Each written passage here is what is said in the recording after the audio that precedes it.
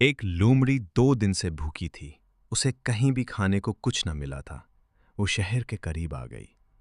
अचानक क्या देखती है कि एक दरख्त पर एक कौआ बैठा है। उस कौवे के मुंह में एक साबित रोटी है। लोमड़ी के मुंह में पानी भर आया। उसने एक तरकीब सोची। वो कौवे की तारीफ करने लगी। भाई कौवे, तुम कितने खूबसूरत हो। तुम्हारे पर कितने खूबसूरत हैं। तुम चाहे रावी में नहाओ या जिहलम में, तुम्हारा रंग एक जैसारी रहता है।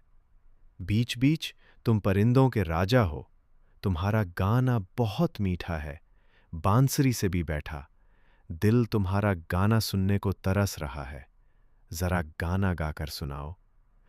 कव्वे ने अपनी इतनी तारीफ सुनी, वो फूल कर कहा हो गया। उसने गाना गाने के लिए चोंच खोली। चोंच खुलते ही रोटी नीचे आ गिरी। लूमड़ी बड़े चाव से उसे खाने लगी। कव्वे ना देखता रह गया।